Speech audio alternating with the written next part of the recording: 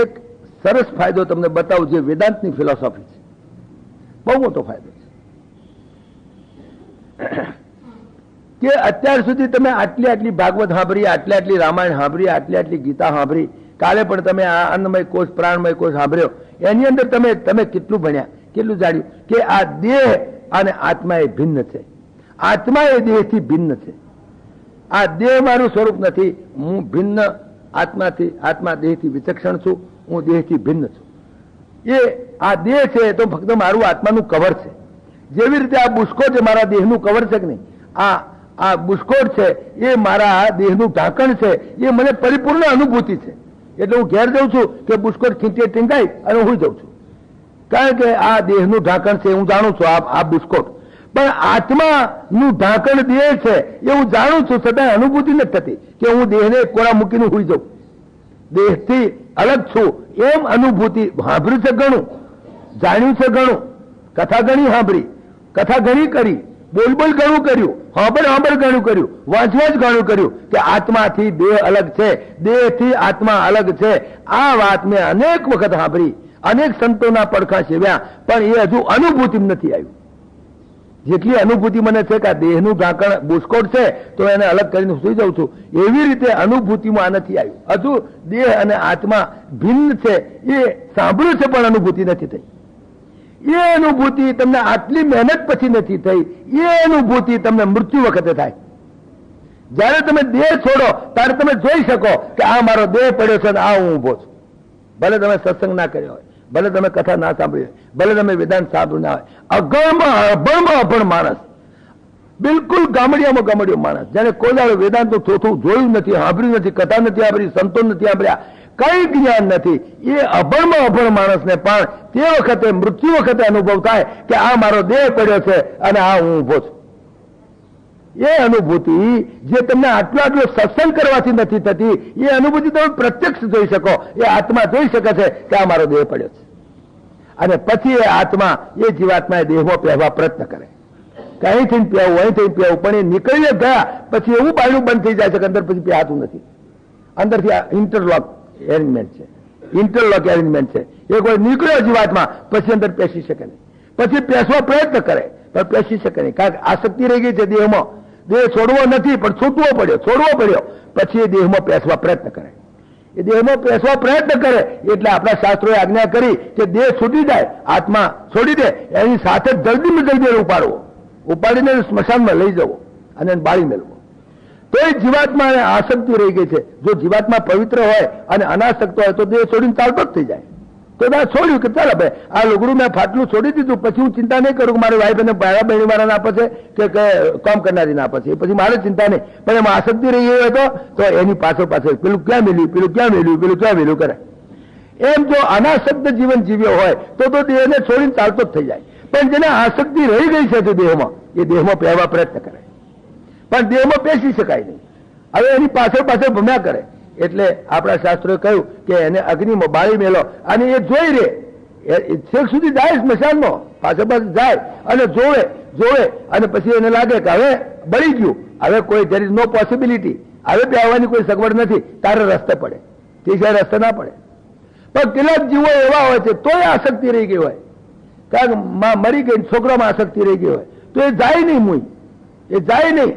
એટલે પછી દહમાન દાડે એના પિંડ વેરે. પિંડ એટલે સિમ્બોલિક છે કે જો તારા પિંડ વેરીએ છીએ, જો તારા કટકા કરીએ છીએ, જો હવે તું જા, હવે ભાગી જા, હવે તારું કામ નથી, હવે તારે મારે કઈ નહીં, અમે તને નહીં નાખી, હવે તું બાપા જા અહીંથી, તું જા બાપા, ભાઈ સાહેબ જા. ના જાય તો મારી આ રીતે કહે છે હું તો જીવલી છું, હું તો ફરવાની છું કરીને કોક નામ પડી જાય તો દુઃખી કરી નાખે, કારણ કે એની આસક્તિ રહી ગઈ છે. તો શું દશા થાય? એટલા માટે કરી અને આપણા શાસ્ત્રોએ આ બધી જે ગરુડ પુરાણમાં બધી વિધિ બતાવી છે, એ પિંડ વેરવાની બધી એ બધું સિમ્બોલિક છે. એ જીવાત્માને દેખાડવા કે જો તારા પિંડ વેરીએ છીએ, જો તારે શરીરને કાપી નાખ્યું, હવે તારે દેહ સાથે કઈ લેવા દેવા નહીં, હવે અમે તારા સંબંધ પણ કાપી નાખીએ છીએ, હવે બાપા તું જા, મહેરબાની કરીને જા, હવે મહેરબાની કરો મારી ઉપર, નહીં તો કોકને હેરાન કરીશ, નવી વહુ આવશે એના પી જઈશ તો મારીને દુઃખી કરી નાખીશું. હું તો શીરો ખાવો છે, પછી મરચો હળગાવતો કે ના મરચો નહીં, શીરો ખાધા વગર ના દો, લે બાપા શીરો ખા પણ જા. વળી પાછી આવે છોકરામાં, પૈસામાં, અગર તો ગલ્લો દાટ્યો હોય રૂપિયા તો હાફ થઈ જાય, અને ઘરમાં ફરજ બધાને બીવડાવે, આવું કરે. એટલે જીવાત્માને ગમે તે હિસાબે રસ્તે પાડવા સારું કરી અને શાસ્ત્રોએ આ બધી વ્યવસ્થા કરી છે કે ભાઈ તું જા બાપા. છતાંય મુઓ ના જાય. એટલે 11માના ઘડા ભરે, 12માના પાછા એનો 12મો કરે. લે તારા વતી છોકરાઓ જમાડે બાપા, હવે તું જા, હવે આ છોકરાઓ જમાડું છું, આ તારો જેટલો હગલો છે બધાને જમાડ્યો, લે તારો બોન બોને જમાડ્યો, લે મુઆ તારા પૈસા ને તારો ખર્ચો, લે લાડવા કર્યા તારા કા, પણ તું જા બાપા એથી. તોય ના જાય. વળી પાછી 13મા સજ્જા પૂરે, લે તને ખાટલો આલ્યો, લે તને ગોદડો આલ્યો, લે બાપા તારો ઓળશીકો જોઈએ લે, તને નવા ચંપલ જોઈએ તો લે, તું ડોસી છેંકડી ઊંઘતી હતી, લે છેંકડી ડાબલી લેતી જા. સમજા ને? જીવતો તો જીવતી હતી ડોસી તળકી પતરાની ડાબલી આરામખોર નતો લાવતો, પણ અત્યારે સ્વાદીની ડાબલી લઈ જા બાપા, જા ને તું ચાલ છો એ ડોસી સ્વાદીની ડાબલી લે. અને તને લે આટલી નેહણી આલી, ઉપર ચડી જઈએ મુઈ જા માર વચ્ચેથી, લે આ ઓળિયો આલ્યું તરી જજે, લે તરી જજે, લે આ ગાય આલી પૂછડું ચાલીને બહાર નીકળી જજે. આ બધું સિમ્બોલિક છે આ બધું. અને લે આંગળીઓ પેલો ગોર આંગળીઓ એ પાછળ મોકલી આલો ઉપર. શું આંગળીયા લોકો નથી આવતા? એને આંગળીયા કે શું કે છે? આ કેરિયર મની ઓર્ડર થી નહીં તો ગોરાણી મોકલી દે ઉપર. અને ગોરાણી કહી દેવાનું કે લે ભાઈ આલ્યું તું તાર મેં મોકલી દેજે ઉપર, લે બાપા જા, હવે તું જા, હિસાબ કર, માફ કર. થતા ના જાય. પાછા 15માના માસિયા, 16માના માસિયા, મહિનાના માસિયા, 6 મહિના સુધી કાળા હાલા એના નોમના પહેરે. પછી તો કંટાળે કે તારે તો ક્યાં લગી હાલા પહેરવા, હું આ કાઢી નાખો કાળા હાલા, હવે પહેરો ધોળા. છોકરા પહેણાવાના બાકી રહ્યા છે, ત્યાં છોકરા ના પહેણે ડોસી મુઈ મરે ને તો લગી.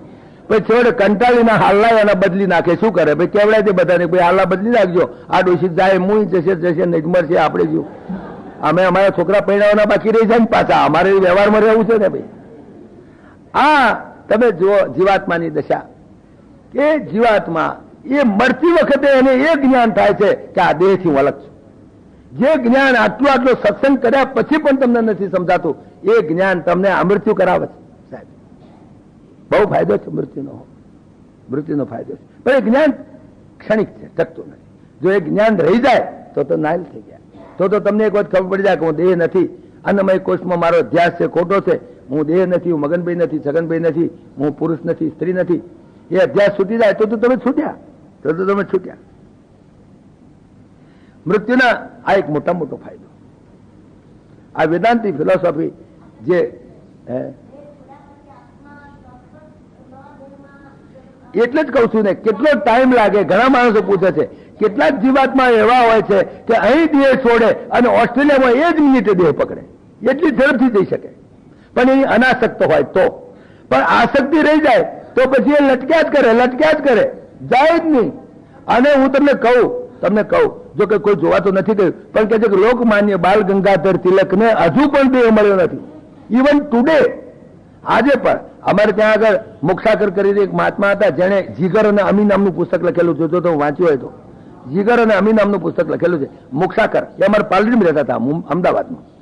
એને એ લોકમાન્ય બાલ ગંગાધર તિલકના આત્માને બોલાવેલો. એકચ્યુઅલી એ કારણ કે પ્રેત યોની ઘણી છે, ભૂત યોની બહુ છે.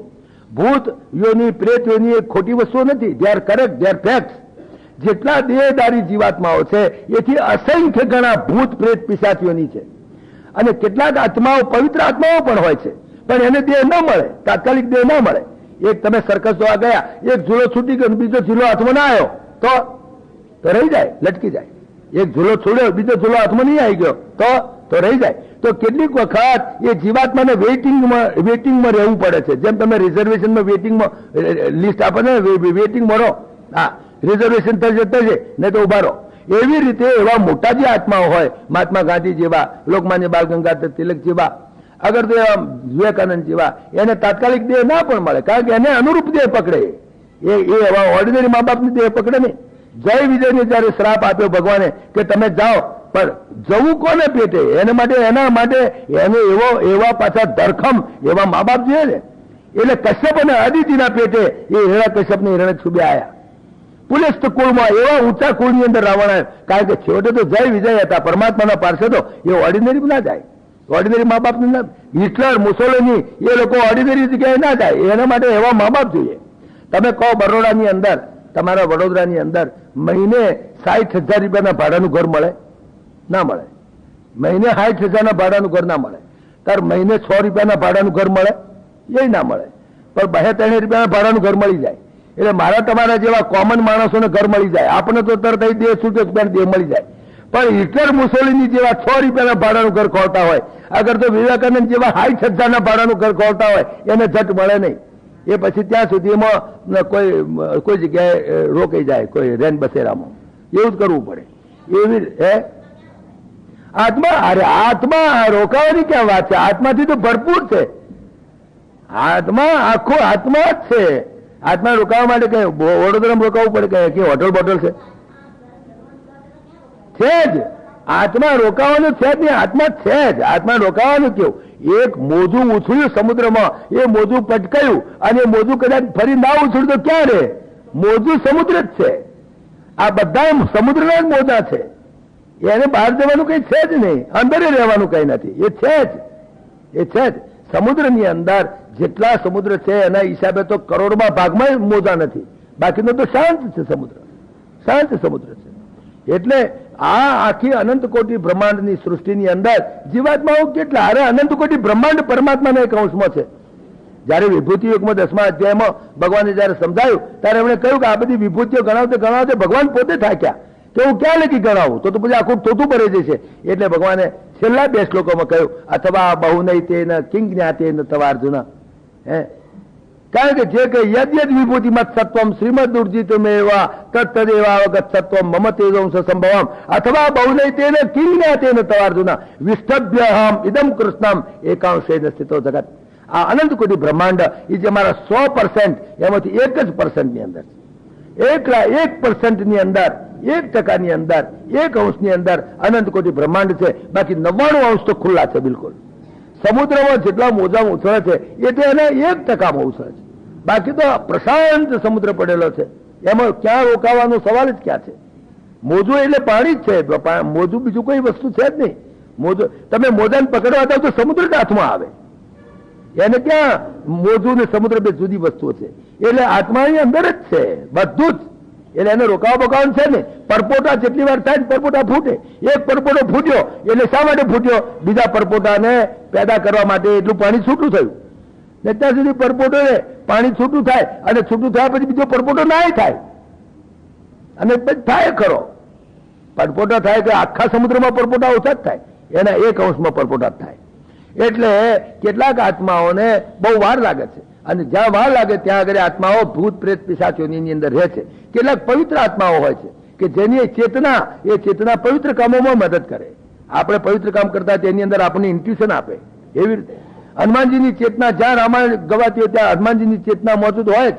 જ્યાં ભાગવત ગવાતું હોય ત્યાં સુખદેવજીની ચેતના, સુખદેવજીનું શરીર નહીં, શરીર તો છૂટી જાય કારણ કે એ તો પ્રાકૃતિક છે, પણ ચેતના સુખદેવજીની એ ભાગવતની સત્તામાં હોય જ. રામાયણની કથા થતી હોય, હનુમાનજીની ચેતના ત્યાં મોજૂદ હોય જ. કોઈ પવિત્ર કામ થતું હોય એની અંદર બધા દેવોને પણ આપણે આહવાન કરીએ છીએ, એની ચેતનાને આહવાન કરીએ છીએ. સમજ્યા? અને એવા કેટલાક પાપી આત્માઓ હોય, મલિન આત્માઓ હોય તો એ પાપ કર્મ કરવામાં પણ મદદ કરે. કોઈ ખૂનીને મદદ કરે, એકદમ એને ઉશ્કેરાટ કરાવી દે. પછી ખૂન કર્યા પછી એને ખબર પડે કે ઓહો મને કંઈક એવું કોણે મદદ કરી કે એકદમ ખૂન કરી બેઠો, પછી એને એમ થાય કે ખરાબ થઈ ગયું મારાથી. એવું થાય. એટલે પાપી જેટલા મલિન આત્માઓ છે એ મલિન કામમાં પણ મદદ કરે છે. અને વિશુદ્ધ આત્માઓ, હું તમને કહું, ગોસ્વામી તુલસીદાસજીને ભગવાન રામનો ભેટો કરાવનાર કોણ? ભૂત હતું. ગોસ્વામી તુલસીદાસજી દરરોજ લોટો લઈને કળશો લઈને જાદુ જવા જતા હતા. તો જાદુ જઈ રહે પછી એ ઝાડ નીચે જ્યાં આગળ જાદુ જતા હતા ત્યાં આગળ વધેલું પાણી, જે મલિન પાણી કહેવાય જાદુનું પાણી, તો એ પાણી ઝાડમાં મૂળમાં રહે. ત્યાં આગળ એક ભૂત રહેતું ઝાડના મૂળમાં. એ તૃપ્ત થયું કારણ કે એને મલિન પાણી પીવે તો તૃપ્ત થાય. એટલે એ ભૂત પ્રગટ થયું અને ગોસ્વામી તુલસીદાસજીને કહ્યું હું તમારે પ્રસન્ન થઈ ગયું છું, તમે જે માગો હાલું. ગોસ્વામીજીએ કહ્યું કે મારે બીજું કંઈ જોઈતું નથી, ભગવાનના દર્શન કરાય. કે ભગવાનના દર્શન કેવી રીતે હું કરાવું? હું તો ભૂત છું, હું તો આ પાપીઓનીમાં છું, હું કેવી દર્શન કરાવું? તો પછી ઉપાય? તો ઉપાય એક હનુમાનજીને હું ઓળખું છું, કારણ કે હંમેશા ચોર પોલીસ વાળાને ઓળખતો હોય. ચોરને ખબર હોય પોલીસ વાળો ક્યાં છે. જે ટિકિટ લીધા વગર બેઠો હોય એને ખબર હોય કે ટીટી કયા ડબ્બામાં ફરે છે. જે ટિકિટ લીધા વગર બેઠો આપણને ખબર જ ના પડે. આપણે ગાડી મુસાફરી કરી અમદાવાદથી મુંબઈ સુધી, આપણને ખબર ના પડે કે ટીટી કયા ડબ્બામાં ફરે છે. આપણે શું જરૂર? પણ જે ટિકિટ લીધા વગર બેઠો હોય ખબર હોય કે આગલા ડબ્બામાં ફરે છે કે પાછલા ડબ્બામાં ફરે છે. એમ આ ભૂતને એટલી ખબર હોય કે હનુમાનજી ક્યાં છે. એટલે કહે છે કે જો હનુમાનજીની તને ઓળખાણ કરાવું એ તને ભેટો કરી આલે. તો કે ક્યાં હનુમાનજી મળે? તો કે જો ફલાણી જગ્યાએ રામાયણ વંચાય છે ને ત્યાં આગળ છેલ્લો નંબર આવે છે, ડોહો એક આવે છે, એ આવે એ હનુમાનજી છે. અને બધા જાય એટલે ધીમે રહીને એ સોનો મોનો જતો રહે છે. એ હનુમાનજી છે, ડોહાનું સ્વરૂપ લઈને આવે છે. એટલે પેલા ધ્યાન રાખ્યું તુલસીદાસજીએ, કથામાં ગયા અને જ્યાં પેલો ડોહો આવ્યો એને ધ્યાન રાખ્યું, હા આ ડોહો બરાબર, એને નિશાન આપી દીધું બરાબર, કારણ કે ભૂત તો ઓળખતું હોય ને હનુમાનજીને. એટલે પછી ડોહો પછી કથા પૂરી થઈ ત્યારે કે પેલો ડોહાને આમ જ જોઈ રહેલા તુલસીદાસજી. પછી ઉઠીને બધા હેડ્યા, જોડા પહેરીને બધા હેડ્યા, પેલો ડોહો હેડ્યો અને જો આમ કરીને આમ પેલી પોળમાં થઈ અને ખોસામ થઈ અને આમ વળવા જતા હતા ત્યાં પકડ્યા. ક્યાં જાઓ છો? કે કોણ તું છું? કે તું કોણ છું? અરે કહે છે કે ભાઈ ગરબડ પડી ગયેલો, તમે હનુમાનજી છો, હું ઓળખું તમને. હા મારે ભાઈ સાહેબ પગે લાગી ગયો. તુલસીદાસજી ભાઈ સાહેબ ગમે તેમ કરો, ભગવાનનો ઓળખાણ કરાવી દો. હનુમાનજી એની પર રાજી થયા અને એને કે ચિત્રકૂટમાં તું જજે, ત્યાં ભગવાન આવે છે. ચિત્રકૂટ કે ઘાટ પે ભાઈ સંતન की भीड़, તુલસીદાસ ચંદન ઘસે ઓર તિલક કરે રઘુબીર. એ તમે આપણે વાર્તા જાણે છો. ટૂંકાણમાં ભૂત પ્રેત પિશાચોની છે, ઘણી છે. જેટલા દેહદારી જીવાત્માઓ છે એથી અસંખ્ય ઘણી ભૂત પિશાચોની પણ છે. કેટલાક મલિન જીવાત્માઓ છે, કેટલાક બહુ પવિત્ર જીવાત્માઓ પણ છે સંસારની અંદર. એટલે આ એક પ્રોબ્લેમ એવું છે જેમાં તો કે આ તો કલ્પનાનો વિષય છે, કારણ કે કોઈ જોવા તો ગયું નથી. આ તો this is whatever Vedanta says. હા બાકી કોણ ત્યાં જોવા ગયું છે? જોવા તો કોઈ થિયોસોફિકલ સોસાયટી વાળા, આ પ્રજાપતિ બ્રહ્માકુમારી વાળા તો એમ કહે છે કે મનુષ્ય શરીરમાંથી મનુષ્ય જ થાય, એમાંથી પછી નીચલી યોનિમાં જાય જ નહીં, તિર્યક યોનિમાં. જયારે વેદાંત કહે છે કે જાય છે કોઈ એક્સેપ્શનલ કેસીસની અંદર. હવે જોવા તો કોઈ ગયું નથી, પણ છતાંય દરેક પોતપોતાની રીતે.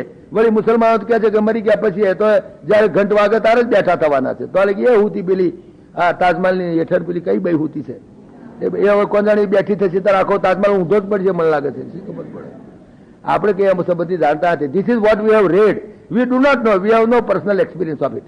આપણને ખબર નથી જે કે હાચું બીજું શું થાય. પણ વેદાંતની ફિલોસોફી આ કહે છે આ પ્રમાણે કે મૃત્યુનો આ પણ એક મોટા મોટો લાભ છે.